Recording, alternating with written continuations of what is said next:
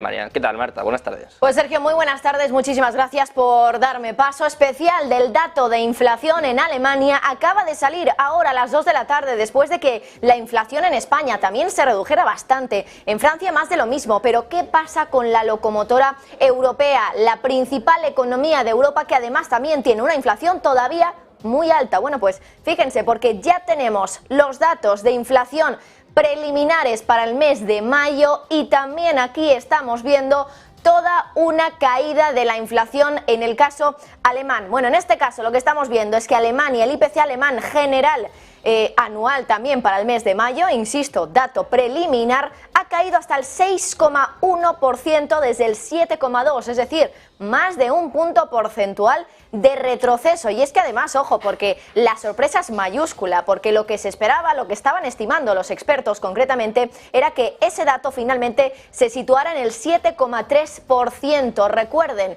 7,2 el anterior, 7,3 el estimado, 6,1% el dato de inflación final de Alemania, dato preliminar, por cierto, y que bueno, pues al final nos pone de manifiesto que no ha sido solo un caso español, no ha sido solo un caso francés. Alemania también está viendo una fuerte desaceleración de la inflación. Vamos más allá, hay más datos que tenemos que mirar en ese informe de la Statis, por ejemplo, datos de Alemania, de la inflación alemana, pero mensuales. Acabamos de dar esa inflación en términos anuales, la mensual, ojo, está en negativo. Esto implica deflación mensual en Alemania, 0,1% de caída de los precios en Alemania mes a mes. Desde el mes de abril hasta el mes de mayo se esperaba una subida respecto al dato anterior. En el mes de abril teníamos un IPC mensual del 0,4%, se esperaba que ese IPC mensual subiera del 0,4 al 0,6, pero lejos de aumentar se ha situado incluso en terreno negativo, en el menos 0,1%,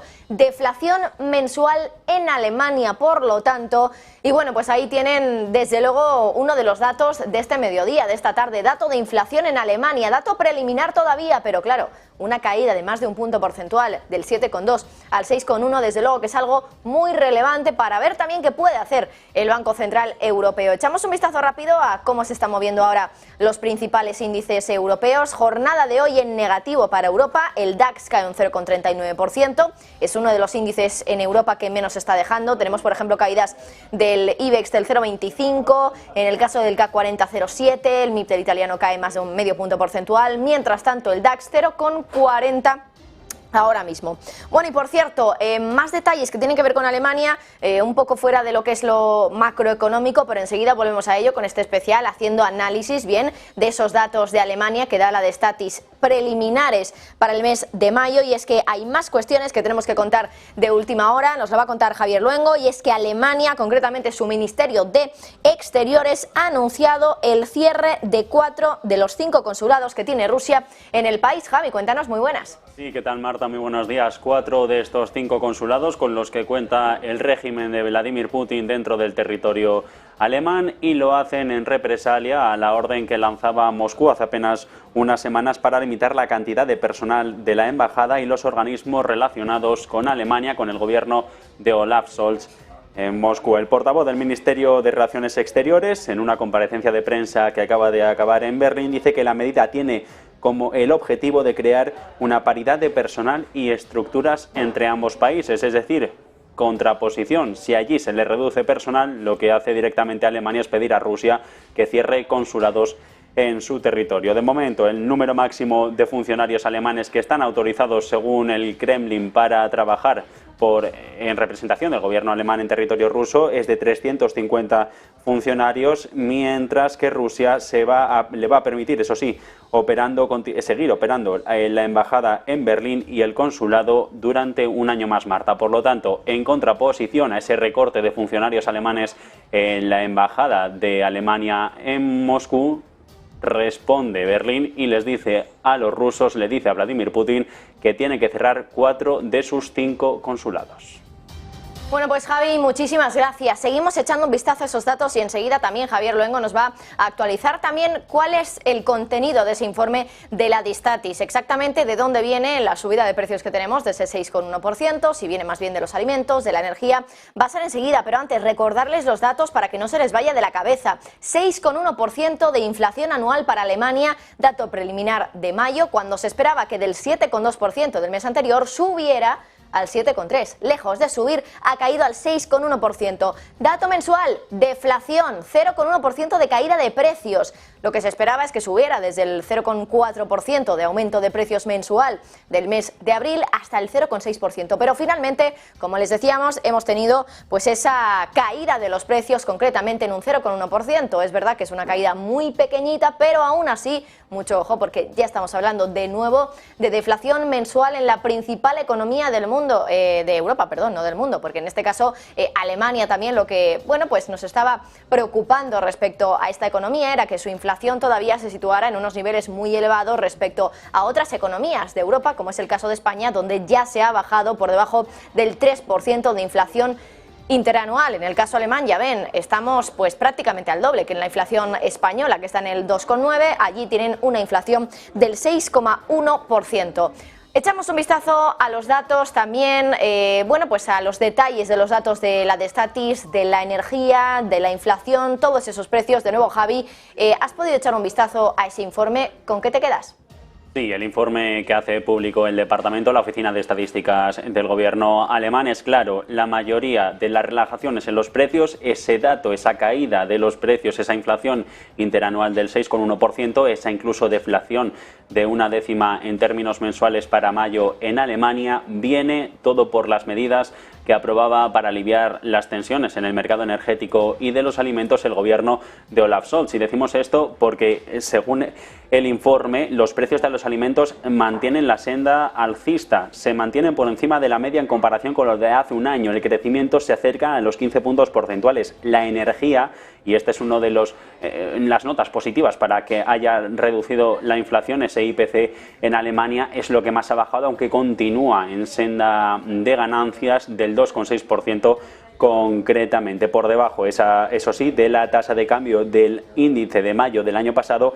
Dicen aquí, hay un efecto básico después de que los precios, las facturas aumentaran bruscamente por el inicio de la guerra de Rusia en Ucrania. Para mayo de hace un año apenas habían pasado 2 meses y las tensiones en el mercado energético eran crecientes. Por lo tanto, según la Oficina de Estadística alemana, todo se debe a esa caída de los precios de la energía, porque más o menos se ha estabilizado con esa cronificación de la guerra en Ucrania. Y dice, apuntan a futuro, habrá ligera disminución en los precios, sobre todo por el campo de los servicios, y dice que es por una razón concreta. En Deutschland Ticket, un billete de transporte de 49 euros que ha aprobado recientemente el gobierno de Olaf Scholz, que entra en vigor en mayo del 23, con el que se puede viajar por el transporte regional y local de Alemania por esos menos de 50 euros. Por lo tanto, Marta, concretamente ahora las tasas bajan por los precios de la energía, que aunque siguen en aumento son mucho menos que hace un año, y sobre todo esperan senda positiva después de esas medidas de alivio de precios del gobierno de Scholz.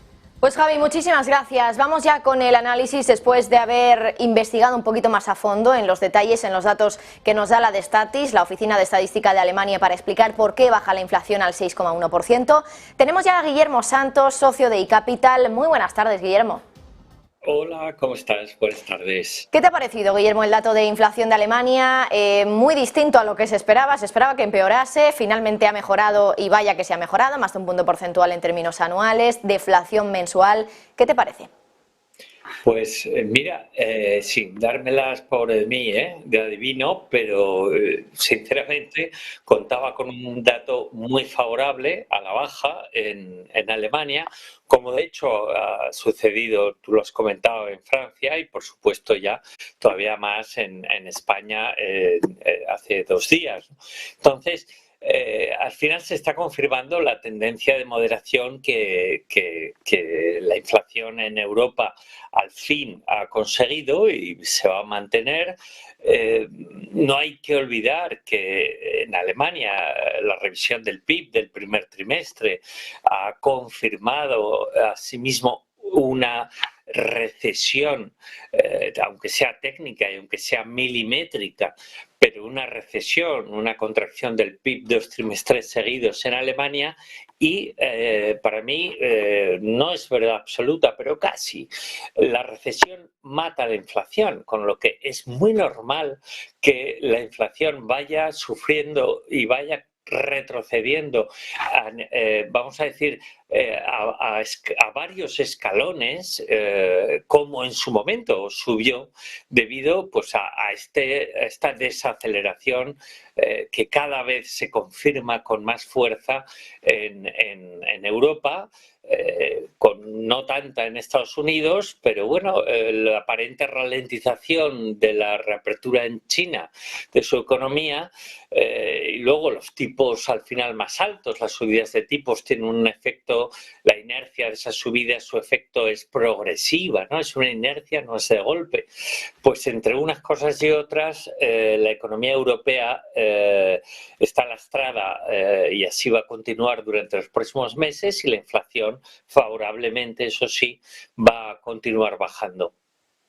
Claro, ¿esto en qué posición pone al Banco Central Europeo, Guillermo? Porque al final Alemania entiendo que era uno de los flecos, ¿no?, que le quedaba al Banco Central Europeo, sabiendo que en España ya estaba bajando la inflación, en países como Francia también, en países como Italia, pero Alemania, la principal economía al final que estuviera registrando una inflación todavía muy alta, entiendo que pesaba mucho en el Banco Central Europeo, un BCE que al final ha dicho ya en varias ocasiones que todavía tiene varias subidas de tipos y no ha entrado a jugar en el despiste de si puede pausar la subida o no, directamente ha dicho que todavía quedan varias. ¿Crees que este dato de hoy puede cambiar algo, la expectativa de subida de tipos del BCE?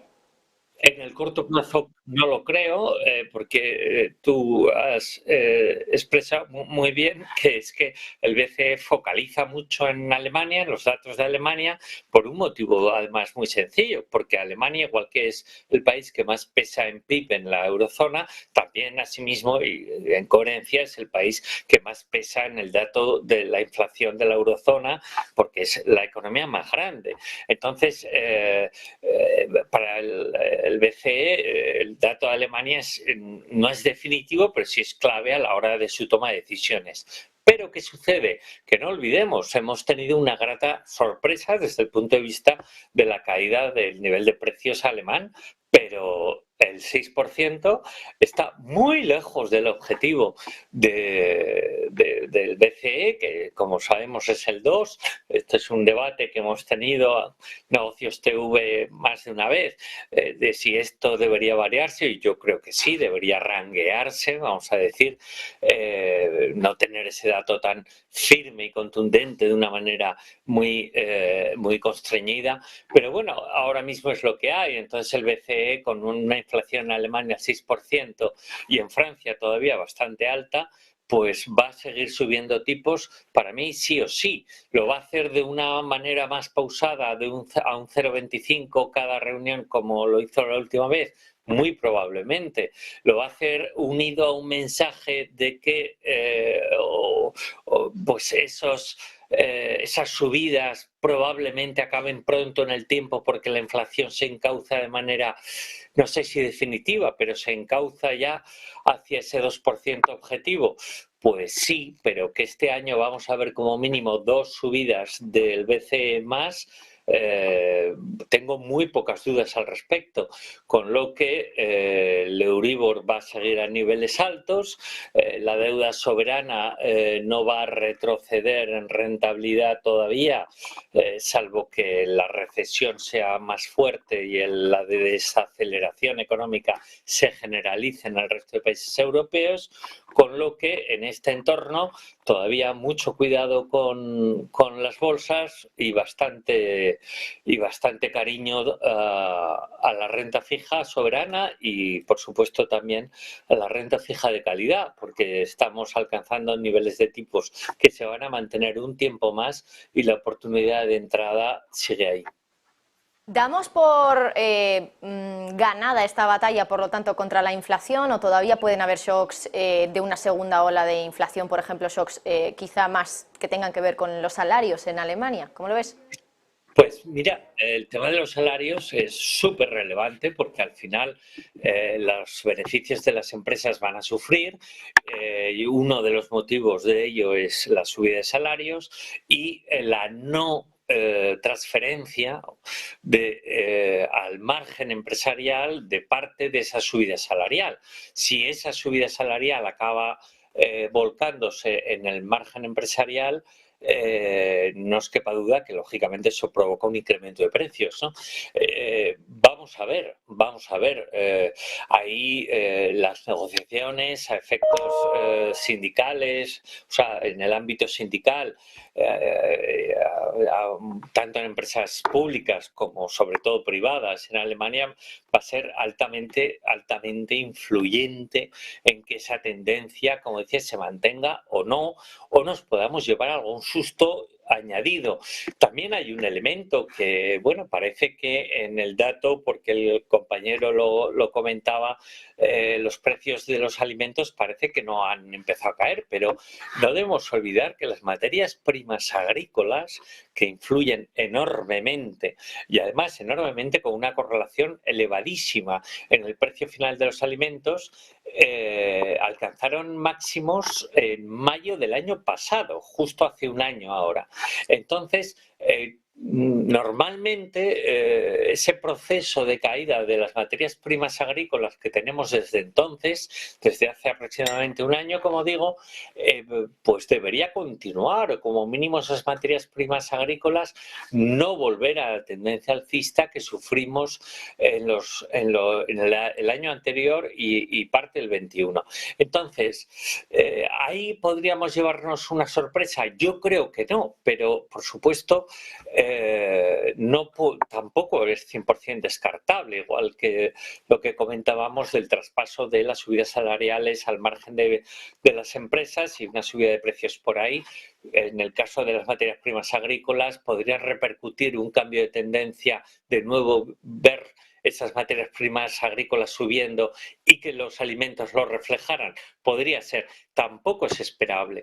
En definitiva, lo más previsible es que la inflación siga moderándose, con ella la presión hacia el Banco Central Europeo de subidas de tipos vaya cayendo, esa presión. No obstante, todavía probablemente veamos como mínimo 2 subidas más de tipos por parte del BCE en los próximos meses. Y quizás alguna sorpresa negativa podría venir, sí, pero poco, porque la recesión, como decía al principio, mata la inflación y ahora mismo el entorno económico, tanto global, en Estados Unidos especialmente, como también en Europa, como lo mostró Alemania la semana pasada con los datos del primer trimestre, va lentamente, no hacia una depresión, pero sí hacia una recesión técnica que debemos asumir y que el Banco Central deberá ir poco a poco intentando superar cuando la inflación, como digo, se acabe controlando con un cambio de tendencia en las subidas de tipos y quizá, no lo sé si a final de año, pero sí al comienzo del 24 veamos de nuevo tipos a la baja por parte de las autoridades monetarias, tanto en Estados Unidos como en Europa, y la economía reflotándose con ellas. Pues Guillermo Santos, socio de iCapital, muchísimas gracias. A vosotros, como siempre. Hasta pronto. Bueno, y más cuestiones que vamos indagando en ese informe de la Destatis de la Oficina de Estadística de Alemania sobre la inflación. Y es muy interesante también lo que está pasando con los bienes. Ya saben, al final la inflación se diferencia por la inflación de los bienes y también de los servicios, pero algo está pasando con la inflación de bienes en Alemania. Javier Luengo. Exactamente a la tabla que ha hecho pública para desagregar esas bajadas de la presión de precios en Alemania para que nos dé ese resultado de caída en el IPC intermensual hasta el 6,1%. Concretamente, y ustedes lo están viendo en pantalla, la mayor ponderación se la lleva el sector de los servicios. Está en el 4,5% en el mes de mayo de 2023. La variación desde febrero ha sido prácticamente nula. Estaba entonces en el 4,7% y así se ha mantenido en los 2 meses posteriores. En parte, y eso lo achaca achaca la de Stattis al alquiler de los apartamentos, que con esos límites en muchas regiones del país se mantienen invariables en el tiempo. Por donde sí que ataca más esa caída de los precios es por la zona de los bienes. La ponderación es de un poco menos de la mitad, pero el recorte supera los casi 5 puntos porcentuales si comparamos el dato a 4 meses atrás. En febrero estaba el crecimiento en el 12,4, ahora mismo lo tenemos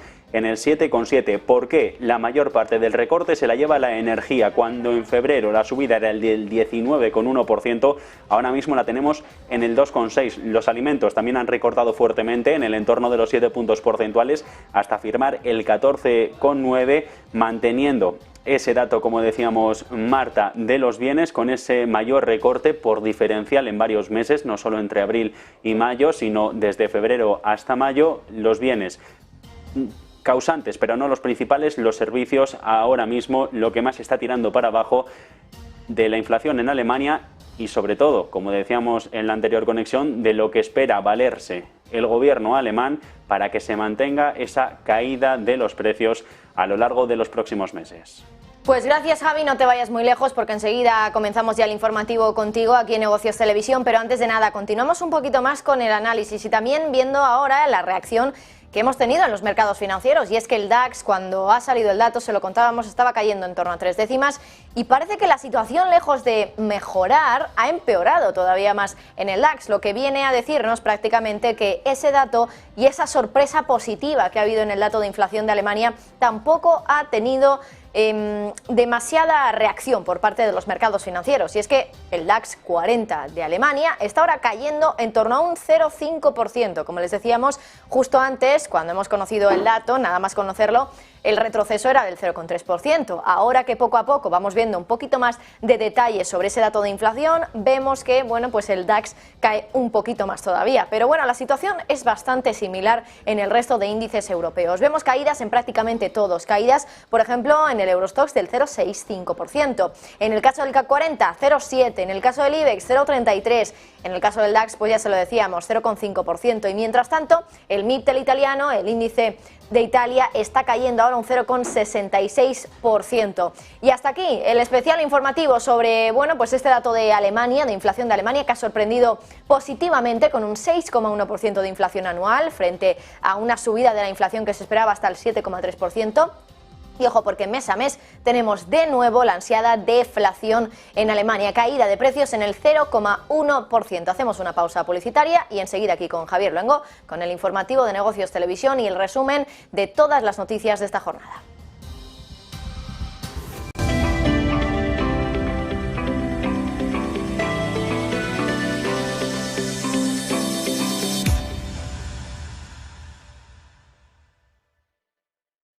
Ven al Torreón, estamos en El Pardo, un espacio único en plena naturaleza.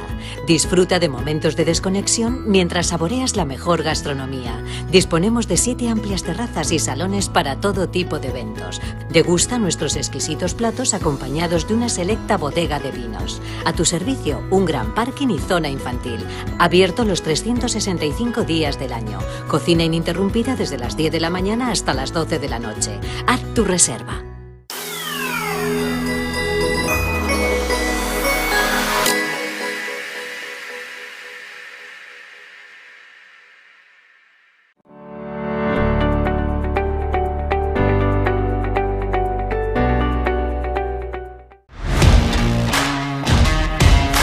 Blockchain TV, el programa que no puedes perderte para estar a la última en criptoactivos, casos de uso de la tecnología blockchain, NFT, inteligencia artificial y metaverso. El espacio donde convergen blockchain, activos digitales y las nuevas tecnologías. Blockchain TV, todos los jueves de 1 a 2 de la tarde con Javier Molina.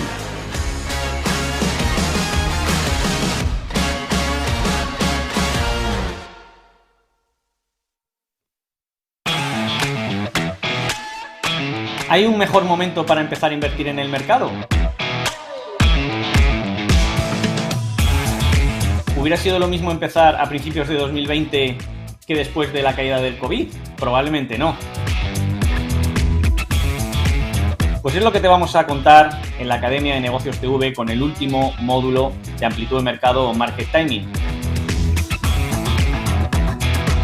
Vamos a intentar recopilar todos los indicadores, todas las herramientas, todos los sistemas de cobertura que utilizamos para que veas y eleves tu trading a un nivel mucho más profesional. Soy Víctor Galán y voy a ser tu tutor, tu profesor, durante este apasionante módulo de 8 capítulos. Te esperamos y esperamos verte pronto.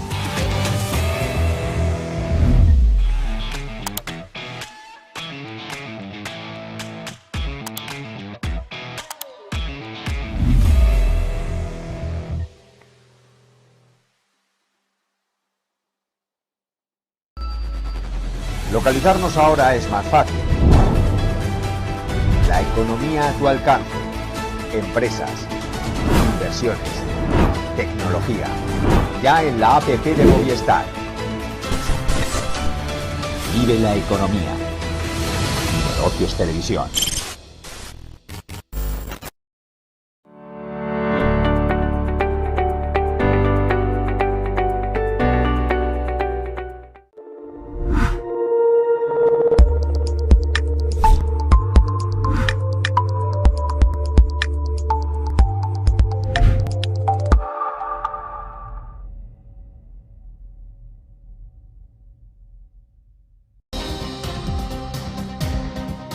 Compromiso real para evitar las tensiones políticas y comerciales entre Estados Unidos y China. Es la petición que ha lanzado desde Shanghái el consejero delegado de JP Morgan, Jamie Dimon, en la primera visita del banquero al gigante asiático en 4 años. En opinión del empresario, las disputas comerciales y de seguridad entre las dos mayores economías del mundo se pueden resolver. El máximo responsable de la entidad aboga por una desvinculación de los lazos económicos entre Occidente y Oriente en lugar de una dislocación a gran escala, y es que el gigante de Wall Street trata de impulsar su presencia en China en los próximos años.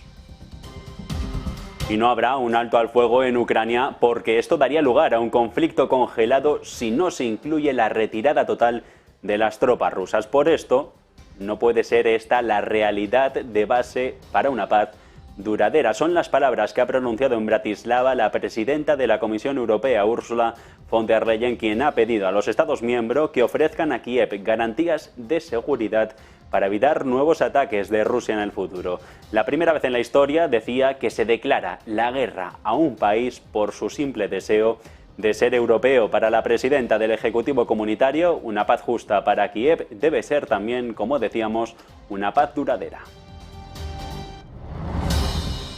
Los últimos minutos de uno de los gobernadores republicanos confirmando que en la votación sobre el techo de deuda que tiene previsto llevar a cabo la Cámara de Representantes a lo largo de este miércoles, todo saldrá según lo planeado. Dicen que tienen ya todos los votos necesarios para esta ley de responsabilidad fiscal, producto de un acuerdo entre Kevin McCarthy y Joe Biden para limitar el gasto federal de referencia durante los próximos 2 años, a cambio del apoyo de los conservadores para elevar el techo de endeudamiento más allá de las elecciones presidenciales del próximo año y hasta 2025.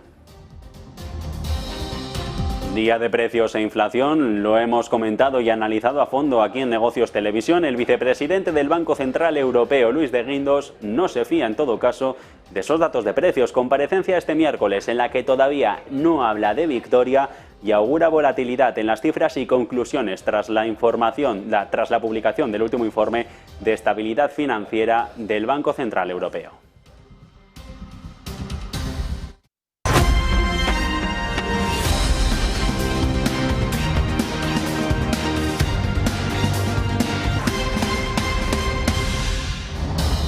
La noticia de la jornada, esa inflación en Alemania, ese dato de caída hasta el 6,1% en dato interanual para la locomotora de la Unión Europea.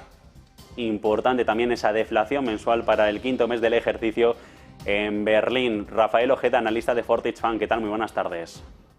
Hola, buenas tardes. Reacción de los mercados, casi todos a la baja. Tenemos al DAX a esta hora de la tarde también con unas caídas de apenas unas décimas porcentuales. En referencia a ese dato de inflación que se acaba de conocer, ese 6,1. ¿Qué valoración hacemos de primeras y la reacción de los mercados? Bueno, pues la valoración no deja de ser positivo, es decir, que la inflación vaya cayendo pues es un dato positivo, ¿no? El dato de abril ha sido un 0,3%, 4 décimas inferior al del mes anterior. La variación mensual del IPC también ha sido de 4 décimas, de forma que la inflación acumulada, lo que llevamos del año 2023, es del menos 3,3%. Es decir, eso ha llevado a que la inflación esté en el 6,10, ¿no? Tenemos que darnos cuenta que partíamos de una inflación que a comienzos del año casi llegaba al 10%.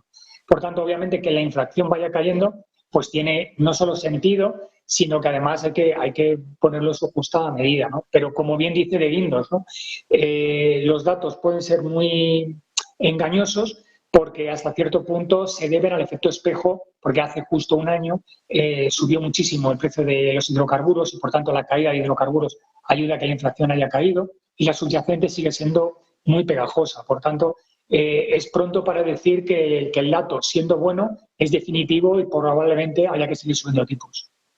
Podemos hablar en todo caso de una cronificación de la guerra de Ucrania que también ha sido uno de los detonantes. La energía es uno de los que más ha cedido y no en términos mensuales, sino también mirando a desde febrero del 23, que es desde donde ha hecho público el gráfico la Destatis.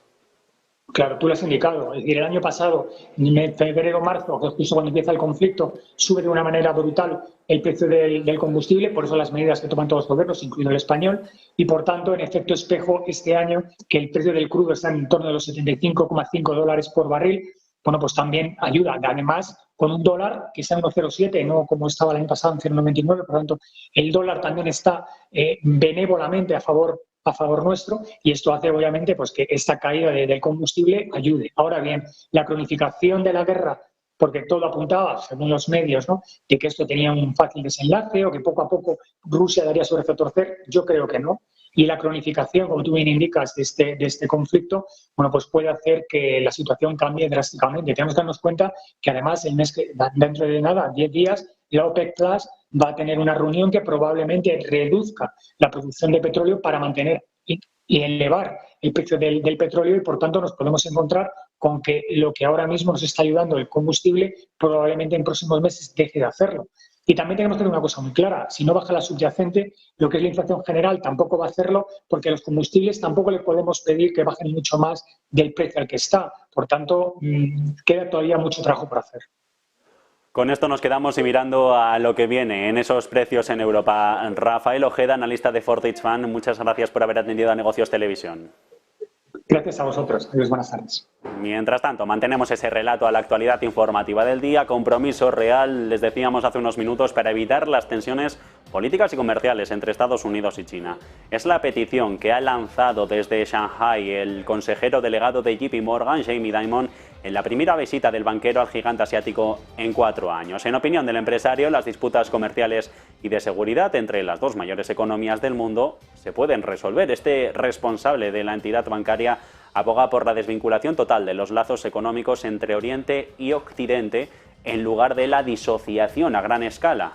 El gigante de Wall Street trata, eso sí, de impulsar, y por esta parte hablamos de intereses comerciales, impulsar su presencia en China. De ahí el viaje de Dimon al gigante asiático, que no visitaba desde la polémica que protagonizó en el 21, cuando dijo, en tono de broma, remarcó después que JP Morgan duraría más que el Partido Comunista Chino, el mismo que entronó hace nada a Xi Jinping en un tercer mandato histórico. Una afirmación que no sentó nada bien a las autoridades del país. Apunta Dimon que el empresario estará dispuesto a mantenerse en China a las buenas y a las malas, incluso cuando las tensiones entre ambas potencias terminen por crear problemas. Con el tiempo, apunta, el comercio irá a menos, aunque alerta de que esto va a llevar tiempo hasta que suceda, hasta que sea una realidad, y no habla en todo caso de un desacoplamiento total mientras el mundo seguirá adelante. Entrevista con Bloomberg, en la que Dimon ha dejado también la puerta abierta a postularse como cargo público, no a la carrera presidencial, según los rumores, y él mismo confirma, cuando deje su rol de banquero de aquí a 5 años. Entre tanto, la última hora pasa también por Asia. Allí se ha descubierto, se ha hecho público hace apenas unos instantes, que Corea del Sur espía, o estaría espiando al menos, al líder norcoreano Kim Jong-un. Más detalles, Marta Vilar. ¿Qué tal? Muy buenas tardes. Buenas buenas tardes, Javi. Pues efectivamente, lo está publicando hoy la agencia Bloomberg. Dice que una agencia de espionaje de Corea del Sur está asegurando, ojo, que el líder de Corea del Norte, Kim Jong-un, sufre de insomnio. Por lo tanto, aquí podemos ver que Corea del Sur está investigando ahora mismo al líder norcoreano. Dicen que podría estar sufriendo un trastorno del sueño y que lo están monitorizando desde su país para detectar un posible empeoramiento de su dependencia sobre el alcohol y sobre la nicotina. Aseguran desde Corea del Sur que las autoridades norcoreanas están recopilando intensamente información médica en el extranjero para funcionarios de alto rango con insomnio y que entre sus búsquedas están, por ejemplo, los detalles sobre medicamentos utilizados para tratarlo, entre ellos el Zolpidem.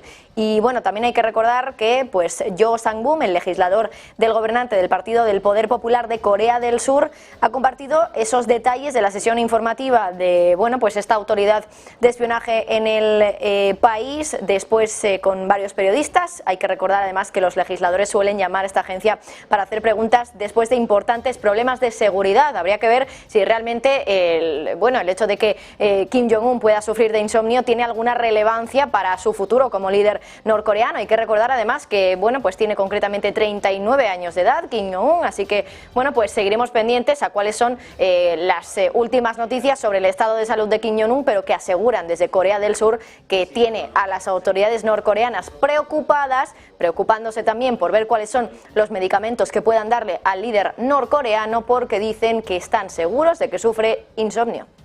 Pendientes de esa última hora, pendientes de esa noticia que al parecer Corea del Sur estaría espiando al líder norcoreano Kim Jong-un. Gracias, Marta. En unos minutos volvemos contigo. Entre tanto, y de vuelta al viejo continente, no va a haber un alto al fuego en Ucrania porque esto daría, dice la presidenta de la Comisión Europea, Ursula von der Leyen, a un conflicto congelado si no se incluye la retirada total de las tropas rusas. Por esto, puede ser la realidad, avisa, de una base duradera. Se pronuncia así la alemana en Bratislava en medio de una conferencia de seguridad global en la que se ha pedido a los Estados miembros que ofrezcan a Kiev garantías de seguridad para evitar nuevos ataques de Rusia en el futuro. La primera vez en la historia, decía, que se declara la guerra a un país por su deseo de ser europeos. For the first time in our history, a country is under attack because of its desire to be part of the European family. It is Ukraine's sovereign decision and the clarity of the expressed will of the Ukrainian people to embrace our union's values.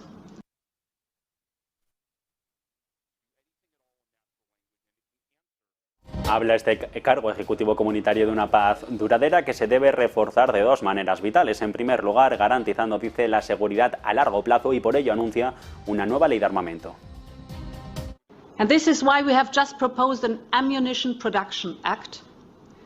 We want to push our defense industry to ramp up production of badly needed 155 and 152 millimeters artillery shells.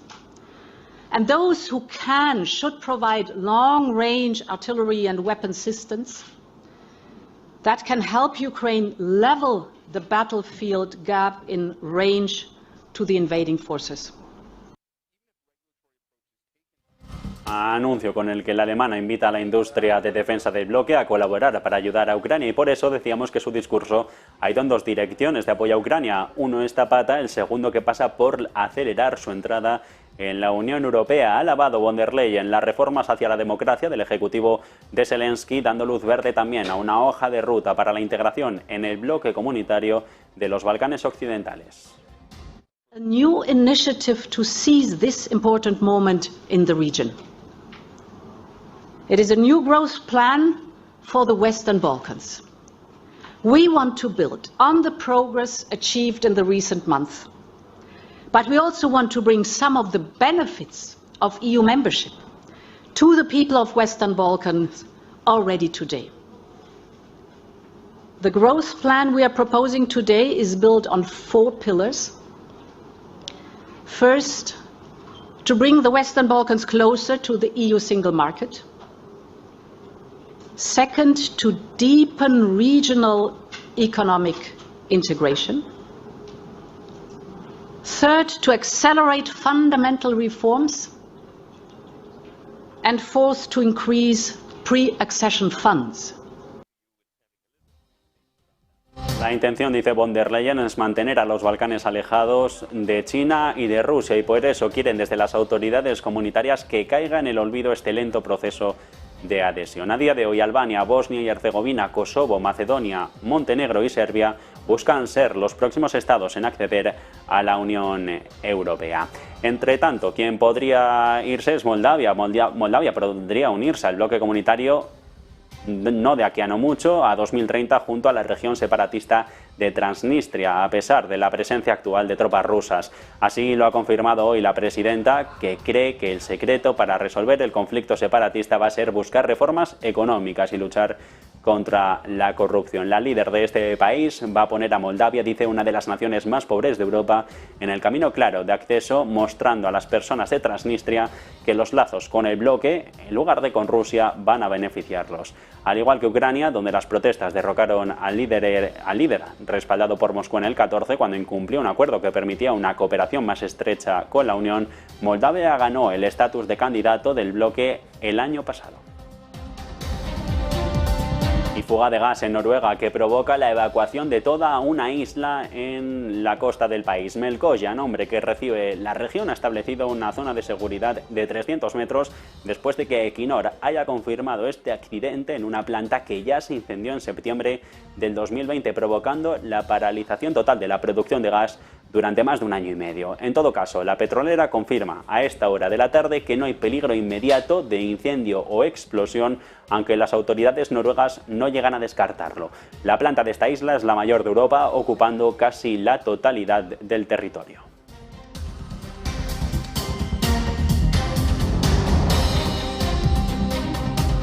Occidente aumenta, entre tanto, la presión sobre Turquía para que admita a Suecia en la OTAN. El primer ministro de este país europeo asegura en una entrevista este miércoles con Financial Times que la nueva ley antiterrorista que entró en vigor el jueves cumple la última parte de un acuerdo para asegurar el apoyo de Ankara para ingresar en la alianza militar. Comenta el conservador recientemente elegido que ya es hora de considerar seriamente la solicitud de Estocolmo para ser miembro de la OTAN y que solo Putin tiene algo que ganar si Suecia permanece fuera de la alianza atlántica. De hecho, ha comentado un alto funcionario sueco en las últimas horas que esta ley antiterrorista es su gran esperanza para desbloquear toda la situación.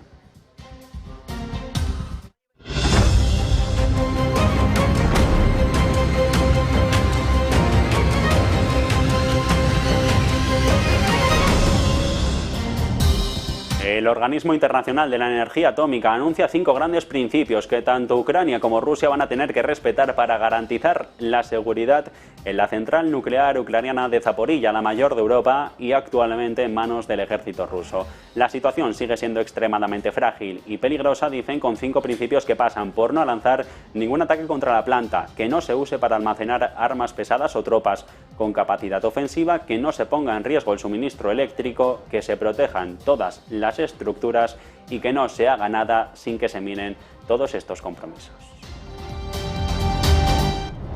El estrés en los mercados del gas natural o la electricidad puede extenderse a toda la economía real debido a las exposiciones que las empresas no financieras tienen en los mercados de derivados de estos productos energéticos. Es la conclusión de la última revisión de la Autoridad Europea de Valores y Mercados, la ESMA, que considera el departamento que estos derivados se han visto sumidos en turbulencias tras la invasión de Ucrania por parte de Rusia en febrero del 22, ya que los precios del gas natural y de la electricidad se dispararon en un contexto de volatilidad elevada. Habla este organismo sobre unos incrementos de precios que dan lugar a ajustes sustanciales en los márgenes de garantía, lo que ha generado tensiones de liquidez para algunas empresas que han utilizado estos instrumentos como cobertura frente a las bajadas de los precios, sobre todo de las empresas energéticas. Por crudos resultados, el beneficio neto del primer trimestre del mayor productor de petróleo ruso, Rosneft, aumenta un 45,5% respecto a los 3 meses anteriores. Se quedan en los 323.000 millones de rublos, lo que al tipo del cambio actual lo tenemos en los 4.000 millones de dólares gracias al aumento de la producción y superando todas las expectativas. La empresa, dirigida por uno de los hombres de confianza del presidente Putin, dice en un comunicado, en el comunicado de estos trimestrales, demostrar su resistencia frente a la confianza de este mandatario y apunta que todavía tienen por delante una proyección positiva a pesar de que a lo largo del próximo trimestre, por la decisión de Rusia de reducir la producción de petróleo en 500.000 barriles diarios, lo que se traduce en un 5% del total, con el fin de reforzar a los mercados mundiales del petróleo, la producción, dice Rosneft, de gas y de petróleo en el segundo trimestre podía verse lastrada. En el primero ha habido un incremento de 0,8 décimas porcentuales, superando los 4 millones de barriles diarios.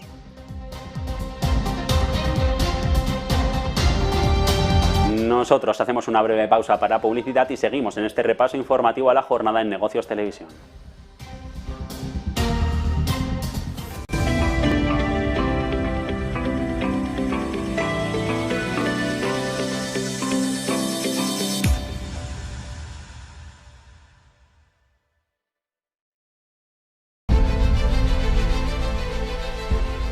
No puede volver atrás y cambiar el principio, pero puede comenzar donde está y cambiar el final. En Luna Sevilla queremos ser su asesor financiero de referencia para mejorar su presente y su futuro patrimonial, prestando nuestros servicios como agentes de Caser Asesores Financieros. Somos una empresa con una clara apuesta por la formación de calidad, la información transparente y objetiva, y por el asesoramiento financiero personalizado y continuado. Visite nuestra web lunasevilla.es o llame al 91 762 3442.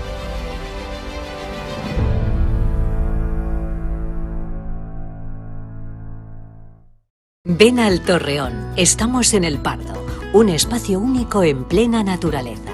Disfruta de momentos de desconexión mientras saboreas la mejor gastronomía. Disponemos de 7 amplias terrazas y salones para todo tipo de eventos. Degusta nuestros exquisitos platos acompañados de una selecta bodega de vinos. A tu servicio, un gran parking y zona infantil. Abierto los 365 días del año. Cocina ininterrumpida desde las 10 de la mañana hasta las 12 de la noche. Haz tu reserva.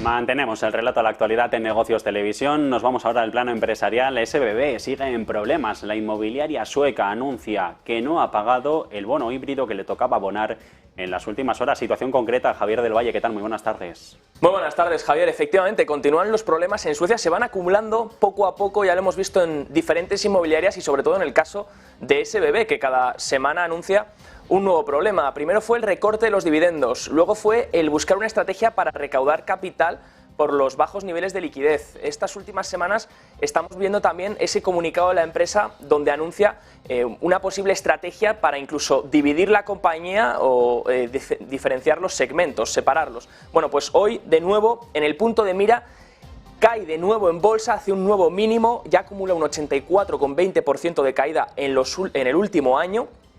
Y es una empresa que recordemos que ha acumulado en los últimos años una deuda de 8.000 millones de dólares que ha aprovechado en un entorno de tipos bajos y de una calificación de deuda bastante positiva, pero esto ha venido en su contra en los últimos meses, donde se ha rebajado también esa calificación a la deuda y por tanto SBB ya no puede acceder a la financiación de forma tan sencilla. Ahí es donde empiezan a acumularse poco a poco los problemas. Entre ellos, por ejemplo, con el holding Ilial Bankland Invest, un holding que depende de los pagos de SBB para pagar su deuda y que ha dicho que va a dejar temporalmente de pagar los cupones de sus bonos híbridos en coronas suecas. Esto, por supuesto, ha influido también a SBB, que cae hasta un 11% en el día de hoy.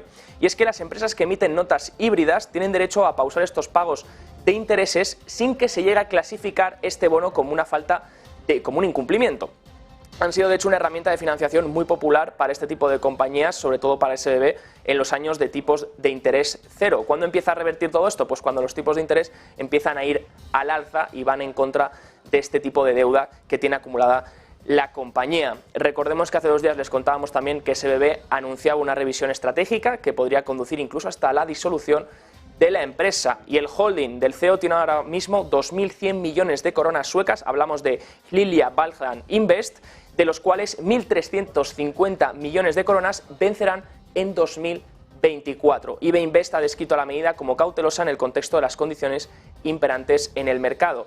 Todo esto lo que pone más en contexto es esa crisis inmobiliaria que se está viviendo en Suecia, esas grandes inmobiliarias que se habían visto muy beneficiadas en un entorno de tipos bajos y de deuda prácticamente gratis y que ahora pagan las consecuencias en un entorno de tipos más altos. Javier, veremos si estas inmobiliarias pueden salir adelante o si esta caída en el precio de las acciones acaba finalmente forzando una disolución o una separación dentro de los diferentes segmentos de la compañía. Veremos cuál es el final de esta inmobiliaria sueca. Javier del Valle, gracias. Y nosotros nos quedamos en una zona muy cercana a esta. Está hablando en estos momentos la ministra de Relaciones Exteriores de Noruega. En directo en Oslo, la escuchamos. This brutal aggressor. So on membership, I think we need to work on a common stand from all the NATO countries, and we will discuss this during the NATO meeting tomorrow, because NATO unity is very important for all its members.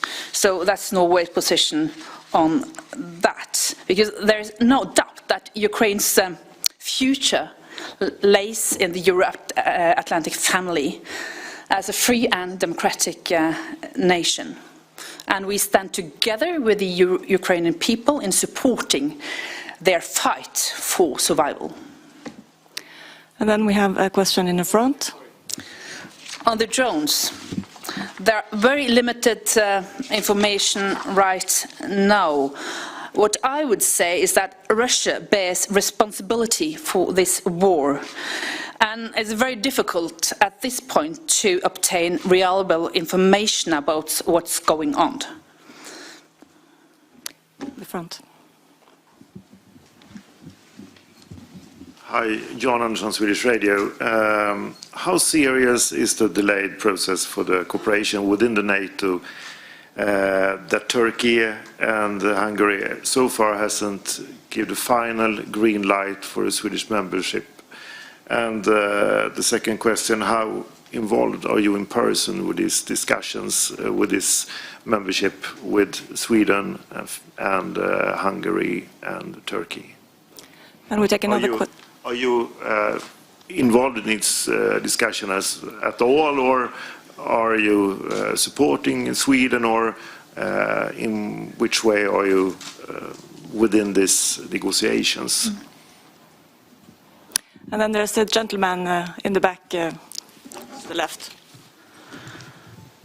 Comparecencia en directo de la ministra de Relaciones Exteriores de Noruega en Oslo en el marco de la OTAN y confirmando que el futuro de Ucrania está dentro de la Alianza Atlántica. Sobre el proceso de adhesión, decía hace unos minutos la titular de la diplomacia del Ejecutivo de este país del norte de Europa, que están trabajando en ello, pero que tampoco hay que hacerlo todo de una manera acelerada. Eso sí, bien apunta a que se debería mantener el pulso a ese proceso de integración dentro de la alianza. Califica la guerra de Ucrania como una brutal agresión por parte del Ejecutivo de Vladimir Putin. Y volviendo a otros asuntos de la jornada, el foco también está hoy en BlackRock. Desde finales del 22 lleva alertando de una difícil vuelta a los recortes de tipos y ahora vuelve, dice, la carga de la persistente inflación. Explica la gestora de activos que la Reserva Federal se va a acercar a la pausa en las subidas para evitar una profunda recesión, aunque no creen que sea en el corto plazo. Y ojo también a nuevos avisos, en este caso los que hacen los criptoactivos. Coinbase, concretamente, su consejero delegado apunta a que si Estados Unidos no regula las criptomonedas, China será de aquí a no mucho el líder financiero mundial. Explícanos un poco más estas palabras en detalle. Sergio Fernández, ¿qué tal? Muy buenas tardes. Muy buenas, Javier. Sí, pues estas palabras precisamente las ha pronunciado el CEO de Coinbase, la única empresa cripto que cotiza en el Nasdaq, cosa que no es un cualquiera ni mucho menos, que cree, es Brian Armstrong, y él piensa que China se va a beneficiar de todas las políticas restrictivas que se están llevando a cabo en Estados Unidos, y además advierte de que están impulsando, un poco quizás sin quererlo, la innovación en el extranjero. Dice que Estados Unidos y otras naciones democráticas se enfrentan a los sistemas digitales promovidos por un adversario que es muy ambicioso y muy poderoso, refiriéndose obviamente a China y mencionando los sistemas de pago Alipay y Tencent. También dice que con el reciente lanzamiento de su yuan digital, China lo que pretende es desafiar directamente al dólar estadounidense y su papel en el comercio mundial. Además, dijo pues que no debería sorprender que Hong Kong se haya posicionado como un nuevo centro de criptografía. La pasada semana, de hecho, anunciaron que van a permitir que entren los criptointercambios y además, aunque es cierto que China prohibió las criptomonedas en 2021, hace apenas una semana también ha publicado un libro blanco, un famoso white paper de Web3 para promover el desarrollo de la industria a principios de este mes. China es la mayor amenaza, pero también dice que hay otras naciones que están avanzando en la implementación de regulación criptográfica, lo hemos visto aquí en Europa con el MiCA, y también, según Brian Armstrong, incluye a Reino Unido, los Emiratos Árabes, Brasil, Japón, la Unión Europea, Australia y Singapur. Cree que todos estos se pueden convertir en centros criptográficos y, sin embargo, Javier asegura que Estados Unidos se está quedando atrás. No es el primero que lo dice, Katie Wood también lo dijo hace apenas unas semanas y vemos que a pesar de todas estas advertencias, pues Estados Unidos sigue con la misma deriva. Parece que es una carrera constante la que están manteniendo estas dos potencias económicas del mundo. Gracias, Sergio. Entre tanto, miramos también al gobernador de Japón, al nuevo gobernador, a Ueda, que cree que ahora es posible que los bancos centrales mundiales se enfrenten a un, dice, nuevo entorno económico en el que la inflación y los tipos de interés ya no volverán a los bajos niveles del pasado, aunque se ha culpado a los factores de oferta del actual aumento de la presión inflacionista mundial. Ueda cree que los factores de demanda, como en este caso dicen masivas ayudas fiscales y monetarias desplegadas durante la pandemia de la COVID-19, también pueden haber influido en el devenir de la política monetaria que han tenido la mayor parte de los supervisores de todo el mundo. Apunta, dice, en este día también en el que el vicepresidente del Banco Central Europeo, Luis de Guindos, ha comentado que esos indicadores sobre inflación pueden estar en algunos casos viéndose influenciados por las volatilidades del mercado, por esas nuevas tendencias en las que estamos inmersos, que estamos analizando aquí en Negocios Televisión y que parece que pueden no llevar a unos datos reales y a una situación concreta de la foto fija que tiene la economía estadounidense.